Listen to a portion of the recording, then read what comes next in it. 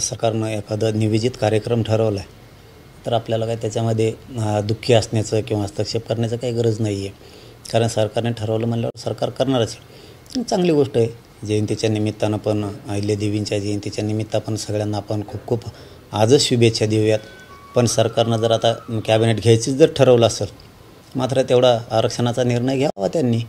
ST आरक्षणामधला Dhangar समाजाचा पुन्हा नुसत्या बैठका घेऊन किंवा समाजाला धनगर समाजाला भावनिक करून देवेंद्र फडणवीस साहेबांनी वेळ मारून नेऊ नये. गोरगरीब धनगरांचा जरा विचार करायचा म्हणलं आणि आता जर त्यांच्याच दारात कॅबिनेट घ्यायची असा जर तुमचा उद्देश असेल तर ST आरक्षणाची सगळ्यात महत्त्वाचा विषय तो आहे. त्यांनी धनगरांसाठी तो आरक्षणाचा निर्णय त्याच ठिकाणी जाहीर करायला पाहिजे.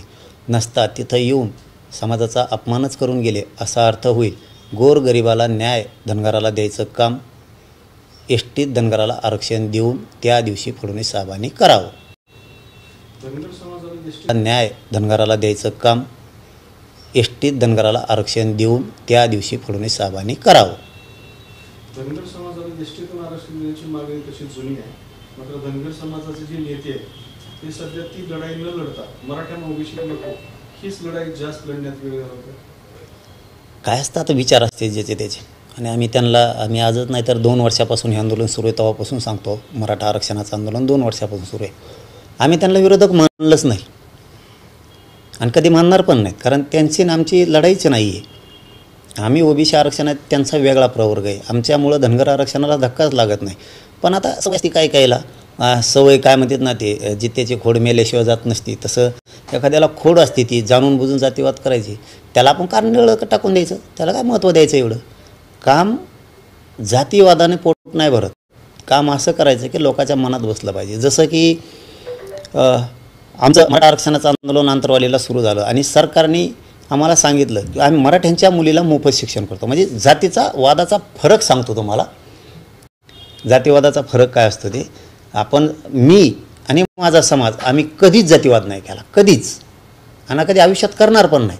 पण माणसानं काम असं करावं की लोकांना वाटलं पाहिजे हे जातीवाद करत नाहीत, चांगलं काम करतात, कोणाच्या न्यायाला आडवं पडत नाहीत, कोणाच्या आरक्षणाच्या मागण्याला आडवं पडत नाहीत, हे चांगले लोक आहेत असं म्हणले पाहिजेत. असं वागलं पाहिजे. जसं की आम्ही आंतरवालीला मराठा आरक्षणाचं आंदोलन सुरू झालं सरकारने सांगितलं मराठ्यांच्या मुलीला आम्ही मोफत शिक्षण करायलो. आपण त्याच वेळेस सांगितलं मुख्यमंत्री साहेबाला सुद्धा सगळेच होते ते मंत्री त्यांचे त्या खात्याचे पण आम्ही सांगितलं की लेकी बाळीनं काय केलं.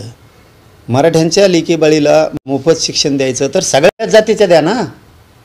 लेकी बाळीनं काय केलं आपलं सरकारने मान्य केलं आणि त्यांनी तो अध्यादेश JR पण काढला आणि राज्यातल्या सगळ्या जाती धर्माच्या मुलीला मोफत शिक्षण केलं.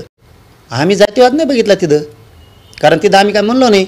धनगराच्या मुलीला आता मोफत शिक्षण मिळायला लागलं, लिंगायत समाजाच्या मुलीला मिळायला लागलं, मुस्लिमांच्या मिळायला लागलं किंवा कोळी बांधवाच्या मिळायला लागलं, लोहार, सुतार, ढोवार, कुंभार ज्या काय जाती असत्या काही कडे असन राजपूत असेल तुम्हाला काय जेवढ्या जाती धरा तेवढ्या झाला. नावी धरा, धोबी धरा, जितक्या काय जाती आहेत, पोट जाती आहेत, 18 पगड जातीचे बाळवृत्तेदार आहेत. ह्या सगळ्यांसाठी आम्ही मुलींना मोफत शिक्षण द्यायचं काम केलं. जे आम्हाला नेते विरोध करतायत ते याच्यासारखे ते तिकडे याच्यासारखे ते इतकं वय झालं तरी विरोध करता तुम्ही एवढा.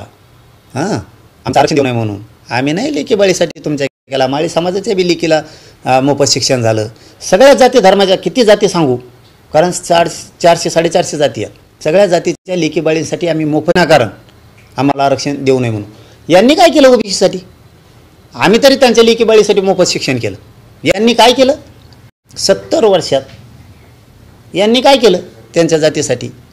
आम्ही तर मराठी लढा लढलो आणि तो लढताना सगळ्या जाती धर्माच्या लेकी बाळीला आम्ही मोफत शिक्षण दिलं आणि आमच्याही पोरांना मराठ्यांचं आरक्षण मिळवून दिलं ओबीसीतून. याला असं काम करायला लागतं. जातीवाद करून नाही चालत. आज प्रत्येक घरातली लेकबाळ किमान एवढं तरी म्हणत असं की चला याच्यामुळं आम्हाला मोफत शिक्षण झालं. मग तो सगळ्या जाती सांगितल्या मी मला आता त्या सगळ्या जातीतल्या गरिबाच्या लेकी बाळी म्हणत असतात की आज या आंदोलनामुळे मराठ्यांच्या आम्हाला मोफत शिक्षण झालं. असं काम करायला लागतं. STची जी मागणी आहे धनगर समाजाची त्यांच्या मागणीला मूळ जो एसटीतला जो आदिवासी समाज आहे, समुदाय आहे, तो विरोध करतो. तो धनगर समाजाला एसटीमध्ये समावेश करून घेण्यासाठी नकार देतो. आदिवासी बांधवांचं त्यांना आपण कधी विरोध करत नाहीत आणि कधी करणार पण नाहीत. आपण याच्या आधारे म्हणतो की एसटीतून आरक्षण द्या धनगर बांधवाला, की धनगर बांधवांच्या काही अभ्यासक ज्यावेळेस आंतरवलीला आले होते त्यावेळेस त्यांचं असं म्हणणं होतं की आमचं अधिकृत आरक्षण आहे, घटनेतलं आहे, म्हणून आपण द्या म्हणतो. आपण काय म्हणत नाहीत की आदिवासीचं काढून यांना द्या. त्यांच्याच बांधवांनी सांगितलं होतं की आमचं घटनेत आरक्षण आहे, कायद्यात आरक्षण आहे, आणि त्यांनी ते दाखवलं पण होते पुरावे. म्हणून आपण म्हणतो की हे पण एसटीत येत. आपण काय म्हणत नाहीत किंवा आपण काय आदिवासी बांधवांना विरोध करत नाहीत. त्यांच्या बाळाचं कल्याण झालं पाहिजे आणि त्यांचं तर होऊन बी द्यायना ते सरकारच हो पण देत नाही. त्याला ते एवढी योजना असून सुद्धा आज भटकत त्यांना डोंगर दऱ्याने राहायला लागतं. त्यांचे कोणते अधिकारी होऊन दिले यांनी? ओबीसीचे तरी ह्या ओबीसीच्या नेत्याने कोणते गरिबाचे अधिकारी होऊन दिले? किती आहेत प्रशासनात त्यांचे तरी गोरगरिबाचे लोक, आणि नुसतं निवडणुकीपुरतं ओबीसी करते ते, आणि एकदा निवडणूक लक्ष देत नाहीत. मराठा आरक्षणाची जी तुम्ही वेगळी घोषणा केलेली आहे, या संदर्भात तुम्ही भरपूर डिटेल्स दिलेली आहेत. मात्र त्याची जनजागृती म्हणून किंवा तिथलं आंदोलन मोठं करण्यासाठी म्हणून तुम्ही आता रुग्णालयातून डिस्चार्ज झाल्याच्या नंतरच्या काही ॲक्टिव्हिटी करणार आहात का? तर सूट कसं असणार? हा नाही, भेटी तर देणार आहे मी. मुंबईच्या 29 ऑगस्टला जे आता आम्ही तिथं आमरण उपोषण करणार आहेत, आम्ही तर जाणारच आहेत. भेटी पण महाराष्ट्रात जितक्या शक्य असते आणि तितक्या होणारच आहेत. परंतु मराठेच इतक्या ताकदीनं मुंबईत येणार आहेत, कारण आता 58 लाख नोंदीचा अहवाल सरकारनं घेतला आहे. आता 3ही गॅजेट घेतले, ते 30 जूनच्या आत ते होय अहवाल देऊ म्हणून सांगितलं आहे त्यांनी आम्हाला. सगळे गॅजेट, सगळ्या सोयऱ्याची अंमलबजावणी, मराठा आणि कुणबी एक आहे, ह्या अध्यादेश, ह्या सगळ्या मागण्या 29 ऑगस्टच्या आत पाहिजेत. त्यामुळे आता सरकार त्यांचा अहवाल घेईल. त्यांनी नाही दिलं तर मराठीच इतके पेटून उठलेले आहेत की स्वतःच्या लेकराच्या न्यायासाठी तुम्हाला मुंबईच्या कानाकोपऱ्यात नुसते मराठी आणि मराठी दिसणार आहेत. नाही आम्ही बैठका घेतल्या तरी पण फक्त तुम्ही 29 तारीखचा दिवस बघा, आणि सरकारनं बी तो उजळून देऊ नये. इतके मराठी येणार आहेत. आणि मराठ्यांनाही माझं आव्हान आहे, चला यार, 70-75 वर्ष आपल्या लेकरा बाळाला काय नव्हतं, चला आपल्या लेकरांसाठी 2-2, 3-3 दिवस काम बुडवून द्यायचे, पण पिढ्यानं पारचं आयुष्याचं कल्याण होईल. बघा, मराठा बांधवांना हात जोडून सांगतो, 1 वर्षभरच झालं, 6 महिने वर्ष आरक्षण मिळालं, तर कित्येक तरी लेकरं बाळ आपले नोकऱ्याला लागायला लागले, शिक्षणात चाललेत, कित्येक तरी योजना मिळायला लागल्या. समजून घ्या, समाज उंचीवर न्यायचा, वर न्यायचा आपल्याला, तुम्ही समजून घ्या. तुम्ही जर आता पुन्हा ताकद लावली 29 ऑगस्टला मुंबईला जायला, तर हे पिढ्याना फारचं तुमच्या लेकराचं आयुष्य चांगलं होणार आहे. त्यामुळं ताकदीनं मराठीसुद्धा बाहेर येणार आहेत आणि मराठीसुद्धा यावं. ज्यांना यायचं आहे, मुंबईतच राहायचं आहे, त्यांनी 10-15 दिवसाची तयारीनंच या. ज्यांना कामं त्या दिवसात, कारण ऑगस्ट महिन्यात कामं असतात, त्याला यायचं नाही, त्यांनी नुसतं वाटा लावायला चला, 2 दिवस कामं बुडा, नुसते मुंबई पोत आम्हाला आशीर्वाद द्यायला, आणि तिथून माघारी या तुम्ही, तरी तुम्हाला येताना आरक्षणच घेऊन येतो. आणि आता हे 2 खरं बोललोत ना मी, 2 टप्प्यात सांगितले. ज्यांना यायचं आहे त्यांनी तयारी नसती द्यायचं आहे, जेवणा खावण्याच्या 15-20 दिवसाच्या तयारीनं.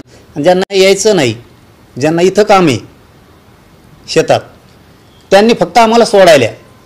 मग कर्मचारी असन, शेतकरी असन, नोकरदार असन, व्यावसायिक 1-1, 2-2 दिवस आपले व्यवसाय बंद करा. आपण आपल्या ड्युट्याला 1-1, 2-2 दिवस जाऊ नका, नुसतं सोडायला. जे वाहन मिळेल ते रिक्षा, जीप, ट्रॅक्टर, टेम्पो, ट्रक काय असते ते घ्यायचं आणि फक्त सोडून माघारी यायचं. मोटरसायकली, त्याला काय मुंबईला जायचं मोटरसायकलीवर आणि यायचं मोटरसायकलीवर माघारी, सोडून आम्हाला फक्त तिथं जाऊन फक्त आम्हाला आशीर्वाद द्या.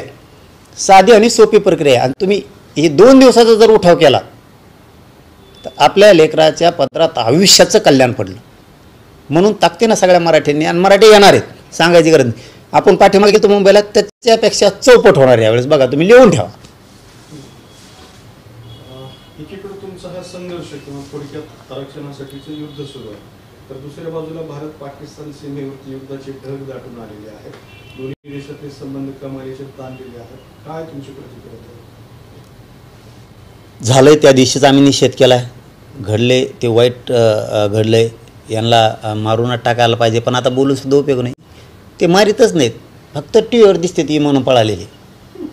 रणगाडी पळायला असं वाटतं सुरू झालं, म्हणजे इतकं भयान दृश्य दिसतं टीव्हीवर बघितलं, वाटतं सुरू झालं का किंवा युद्ध, आणि काहीच नाही, हे काहीच करू शकत नाहीत. आपले जीव गेले आपल्या बांधवांचे, असेच गेले, हे बदला नाही घेणार त्याचा. बघा तुम्ही खरंच नाही घेणार आहे.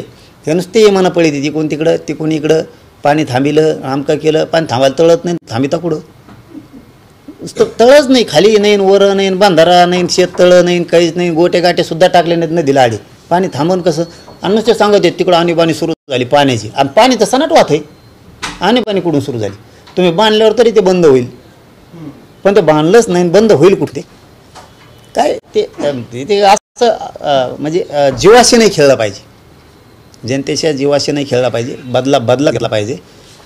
ते घेते नाही घेते ना, आता त्यांच्या हातात आता काय ते नुसतेच घेतोच म्हणते. ते म्हणणं पळत आधी आम्ही ताईट झालतो, सगळा देश मोदी साहेबाच्या सोबत आहे, आणि आजही म्हणतो सगळा सोबत आहे तुमच्या. तुम्ही हानीतच नाहीत त्यांना, काय नुसतं आम्ही तर काय बॉम्ब लावू इकडून हाना म्हणून. तुम्ही नुसते मजा बघितल्यासारखं ही म्हणं पळीत इकडून तिकडे नुसते डिझेल नसते ते म्हणाचं कामान धामाचं. पण मग ते नरेंद्र मोदी सरकारवरती ह्या बाबतीत तुमचा विश्वास राहील का? वाटत होतं, कारण काय होतं, अटलजी बिहारी साहेब होते त्यावेळेस त्यांनी एकच प्रयोग केला, सगळा देश हादरून गेलता, पूर्ण देश हादरून गेलता. त्यांना असे टर भ्यायचे, तसं यांना भेटच नाही. हे नुसते ते विमानाचे, त्या रणगाड्याचे, त्या ट्रकात फौजी लोक बसलेले नुसते पळालेले दाखी देत. मग पहिले व्हिडिओ आहेत का आत्ताचे आहेत का काय मिळं लागा ना, आणि ते फक्त पळालेले असताना इकडून असं वाटतं झाली कुटाकुटी सुरू. आता काय नाही, बॉम्ब नाही टाकेत, काय नुसते गोडाऊन भरून ठेवले, तर धान्य साचवून ठेवल्यावनी ते खपा ट्रकात भरून नेऊन टाकायला पाहिजे, तिकडं मारून टाकायला पाहिजे सगळे. ते नाही करत, ते नुसते मजा बघतात. आपल्याला वाटतं इकडे दुसरं झालं, आणि त्या बातम्या येतात युद्धजन्य परिस्थिती, आपल्याला लगेच इकडं वाटतं अरे झालं दिसतंय सुरू, दुसऱ्या दिवशी तीच असते, तिसऱ्या दिवशी तीच असते. युद्धद्रश्य परिस्थिती नेमकी 3 दिवस, कारण ते चालू आहे, तेच व्हिडिओ दाखवतात असं वाटतं. त्यामुळे नुसते फसवतात, लाडक्या बहिणीला फसवण्यासारखं नुसतं आश्वासन द्यायचं आणि गप्प पडायचं. मला नाही वाटत अटलजी साहेबांच्या सारखं दरारा निर्माण हे करायला म्हणून. त्यांचा दराराच होता.